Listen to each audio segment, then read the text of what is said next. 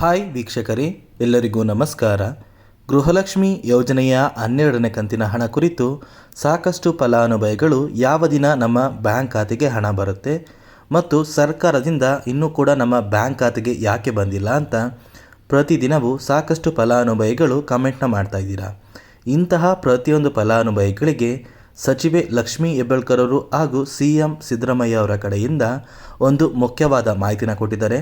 ಫಲಾನುಭವಿಗಳ ಬ್ಯಾಂಕ್ ಖಾತೆಗೆ ಯಾವ ದಿನ ಹಣ ಬರ್ತಾ ಇದೆ ಮತ್ತು ಯಾವ ಕಾರಣಕ್ಕೆ ಇನ್ನೂ ಸಹ ನಿಮ್ಮ ಬ್ಯಾಂಕ್ ಖಾತೆಗೆ ಹಣ ಬಂದಿಲ್ಲ, ಅದೇ ರೀತಿ ಯಾವ ಜಿಲ್ಲೆಗಳಿಗೆ ಹಣ ಬರ್ತಾ ಇದೆ ಅಂತ ನಾನು ನಿಮಗೆ ಈ ಒಂದು ವಿಡಿಯೋದಲ್ಲಿ ತಿಳಿಸ್ಕೊಡ್ತಾ ಇದ್ದೀನಿ.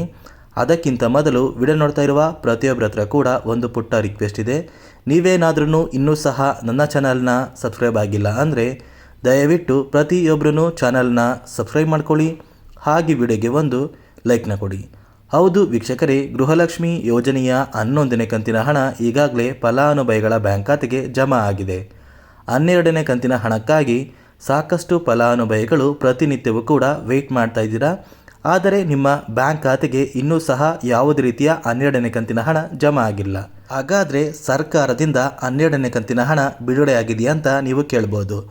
ನೋಡಿ, ಸಚಿವೆ ಲಕ್ಷ್ಮೀ ಹೆಬ್ಬಾಳ್ಕರ್ ಅವರು ಕೊಟ್ಟಿರುವಂತಹ ಒಂದು ಮಾಹಿತಿಯ ಪ್ರಕಾರ ಪ್ರತಿಯೊಂದು ಫಲಾನುಭವಿಗಳಿಗೂ ಸರ್ಕಾರದಿಂದ ಗೃಹಲಕ್ಷ್ಮಿ ಯೋಜನೆಯ 12 ಮತ್ತು 13ನೇ ಕಂತಿನ ಹಣನ ನಾವು ಬಿಡುಗಡೆ ಮಾಡ್ತಾ ಇದ್ದೀವಿ. ಆದರೆ ಇಲ್ಲಿ ಯಾವ ಕಾರಣಕ್ಕೆ ಫಲಾನುಭವಿಗಳ ಬ್ಯಾಂಕ್ ಖಾತೆಗೆ ಹಣ ಬಂದಿಲ್ಲ ಅಂದರೆ ಕೆಲವೊಂದು ತಾಂತ್ರಿಕ ಸಮಸ್ಯೆಯಿಂದ ಫಲಾನುಭವಿಗಳ ಬ್ಯಾಂಕ್ ಖಾತೆಗೆ ಹಣ ಇನ್ನೂ ಸಹ ಜಮಾ ಆಗಿಲ್ಲ. ಈ ಒಂದು ಸಮಸ್ಯೆಗಳನ್ನ ಬಗೆಹರಿಸಲು ಸಚಿವೆ ಲಕ್ಷ್ಮೀ ಹೆಬ್ಬಾಳ್ಕರ್ ಅವರು CM ಸಿದ್ದರಾಮಯ್ಯ ಅವ್ರಿಗೆ ಒಂದು ಮನವಿನ ಕೂಡ ಸಲ್ಲಿಸಿದ್ದಾರೆ. CM ಸಿದ್ದರಾಮಯ್ಯ ಅವರು ಹಣಕಾಸು ಇಲಾಖೆಗೆ ಒಂದು ಪತ್ರನ ಕೂಡ ಕಳಿಸಿದ್ದಾರೆ. ಆ ಒಂದು ಪತ್ರದಲ್ಲಿ ಏನಂತ ತಿಳಿಸಿದ್ದಾರೆ ಅಂತ ವಿತ್ ಪ್ರೂಫ್ ಮೂಲಕ ನಾನು ನಿಮಗೆ ತಿಳಿಸ್ಕೊಡ್ತಾ ಇದ್ದೀನಿ. ಹೌದು, ನಾನು ಮೊನ್ನೆ ಮಾನ್ಯ ಮುಖ್ಯಮಂತ್ರಿಗಳ ಗಮನಕ್ಕೂ ತೆಗೆದುಕೊಂಡು ಬಂದಿದ್ದೀನಿ.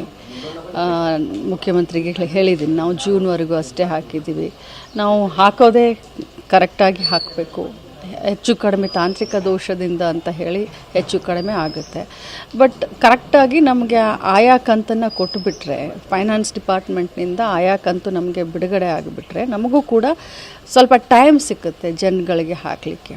ಸೊ ಮಾನ್ಯ ಮುಖ್ಯಮಂತ್ರಿಗಳಿಗೂ ಹೇಳಿದ್ದೀನಿ, ಇಲ್ಲ ಕ್ಲಿಯರ್ ಮಾಡ್ತೀವಿ ಅಂತ ಹೇಳಿ. ಹೌದು ವೀಕ್ಷಕರೇ, ಸರ್ಕಾರದಿಂದ ಈಗಾಗಲೇ ಹಣಕಾಸು ಇಲಾಖೆಗೆ ಪತ್ರನ ಕೂಡ ಸಲ್ಲಿಸಿದ್ದಾರೆ. ಫಲಾನುಭವಿಗಳ ಬ್ಯಾಂಕ್ ಖಾತೆಗೆ ಯಾವ ಕಾರಣಕ್ಕೆ ಇನ್ನೂ ಸಹ 12 ಮತ್ತು 13ನೇ ಕಂತಿನ ಹಣ ಜಮಾ ಆಗಿಲ್ಲ ಅಂತ CM ಸಿದ್ದರಾಮಯ್ಯ ಅವರು ಒಂದು ಪತ್ರನ ಸಲ್ಲಿಸಿದ್ದಾರೆ. ಆದಷ್ಟು ಬೇಗ ಪ್ರತಿಯೊಂದು ಫಲಾನುಭವಿಗಳಿಗೆ ಗೃಹಲಕ್ಷ್ಮಿ ಯೋಜನೆಯ 12ನೇ ಕಂತಿನ ಹಣ ಮತ್ತು 13ನೇ ಕಂತಿನ ಹಣ ಸೆಪ್ಟೆಂಬರ್ 15ರ ನಂತರ ಪ್ರತಿಯೊಂದು ಫಲಾನುಭವಿಗಳ ಬ್ಯಾಂಕ್ ಖಾತೆಗೆ ಜಮಾ ಮಾಡುವಂತಹ ಸಾಧ್ಯತೆ ತುಂಬಾ ಇದೆ. ಈಗಾಗಲೇ ಸಾಕಷ್ಟು ಫಲಾನುಭವಿಗಳು ಗೃಹಲಕ್ಷ್ಮಿ ಯೋಜನೆಯ ಹಣಕ್ಕಾಗಿ ಪ್ರತಿನಿತ್ಯವೂ ಕೂಡ ಬ್ಯಾಂಕಿಗೆ ಹೋಗಿ ಚೆಕ್ ಮಾಡಿಸ್ತಾ ಇದ್ದೀರಾ. ದಯವಿಟ್ಟು ಯಾರು ಸಹ ಬ್ಯಾಂಕಿಗೆ ಹೋಗಿ ನಿಮ್ಮ ಒಂದು ಸಮಯನ ವ್ಯರ್ಥ ಮಾಡಬೇಡಿ. ಸರ್ಕಾರದಿಂದ ಗೃಹಲಕ್ಷ್ಮಿ ಯೋಜನೆಯ 12 ಮತ್ತು 13ನೇ ಕಂತಿನ ಹಣನ ಸೆಪ್ಟೆಂಬರ್ 15ರ ನಂತರ ಬಿಡುಗಡೆ ಮಾಡ್ತಾರೆ. ಅಂದರೆ ಮುಂದಿನ ವಾರ ಸೋಮವಾರದಿಂದ ಫಲಾನುಭವಿಗಳ ಬ್ಯಾಂಕ್ ಖಾತೆಗೆ 12 ಮತ್ತು 13ನೇ ಕಂತಿನ ಹಣ ಜಮಾ ಆಗ್ತಾ ಇದೆ.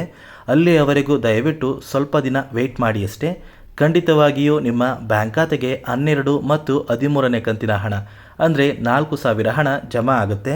ಕರ್ನಾಟಕದ ಯಾವ ಜಿಲ್ಲೆಗಳಿಗೆ 12 ಮತ್ತು 13ನೇ ಕಂತಿನ ಹಣ ಬರ್ತಾ ಇದೆ ಅಂದರೆ ಮೊದಲಿಗೆ ಬೆಂಗಳೂರು ನಗರ, ಬೆಂಗಳೂರು ಗ್ರಾಮಾಂತರ, ರಾಮನಗರ, ಚಿಕ್ಕಬಳ್ಳಾಪುರ, ಚಿತ್ರದುರ್ಗ, ದಾವಣಗೆರೆ, ಕೋಲಾರ, ಶಿವಮೊಗ್ಗ, ತುಮಕೂರು, ಚಾಮರಾಜನಗರ, ಚಿಕ್ಕಮಗಳೂರು, ದಕ್ಷಿಣ ಕನ್ನಡ, ಹಾಸನ, ಕೊಡಗು, ಮಂಡ್ಯ, ಮೈಸೂರು, ಉಡುಪಿ, ಬಾಗಲಕೋಟೆ, ಬೆಳಗಾವಿ, ವಿಜಯಪುರ, ಧಾರವಾಡ, ಗದಗ, ಹಾವೇರಿ, ಉತ್ತರ ಕನ್ನಡ, ಬಳ್ಳಾರಿ, ಬೀದರ್, ಕಲಬುರಗಿ, ಕೊಪ್ಪಳ, ರಾಯಚೂರು, ಯಾದಗಿರಿ, ವಿಜಯನಗರ ಈ ಜಿಲ್ಲೆಗಳ ಪ್ರತಿಯೊಂದು ಫಲಾನುಭವಿಗಳಿಗೆ 12 ಮತ್ತು 13ನೇ ಕಂತಿನ ಹಣ ನೇರವಾಗಿ DBT ಮೂಲಕ ಪ್ರತಿಯೊಂದು ಫಲಾನುಭವಿಗಳಿಗೆ ಜಮಾ ಆಗ್ತಾ ಇದೆ. ಇಲ್ಲಿಯವರೆಗೂ ನಿಮ್ಮ ಬ್ಯಾಂಕ್ ಖಾತೆಗೆ ಗೃಹಲಕ್ಷ್ಮಿ ಯೋಜನೆಯ ಒಟ್ಟು 11 ಕಂತಿನ ಹಣ ಬಂದಿದ್ದರೆ ಗೃಹಲಕ್ಷ್ಮಿ ಯೋಜನೆಯ 12 ಮತ್ತು 13ನೇ ಕಂತಿನ ಹಣ ನೇರವಾಗಿ 4,000 ಜಮಾ ಆಗ್ತಾ ಇದೆ.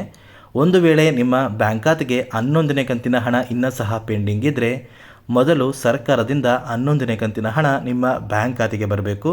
ನಂತರ ಉಳಿದ ಕಂತಿನ ಹಣನ ನಿಮ್ಮ ಬ್ಯಾಂಕ್ ಖಾತೆಗೆ ಜಮಾ ಮಾಡ್ತಾರೆ ವೀಕ್ಷಕರೇ. ಗೃಹಲಕ್ಷ್ಮಿ ಯೋಜನೆ ಕುರಿತು ಸರ್ಕಾರದಿಂದ ಬಂದಿರುವಂತಹ ಒಂದು ಮಾಹಿತಿ ಇದಾಗಿದೆ. ನಾನು ಕೊಟ್ಟಿರುವಂತಹ ಮಾಹಿತಿ ನಿಮಗೆ ಇಷ್ಟ ಆಗಿದ್ದರೆ ನನ್ನ ಚಾನಲ್ನ ಸಬ್ಸ್ಕ್ರೈಬ್ ಮಾಡ್ಕೊಳ್ಳಿ, ಹಾಗೆ ವಿಡಿಯೋಗೆ ಒಂದು ಲೈಕ್ನ ಕೊಡಿ.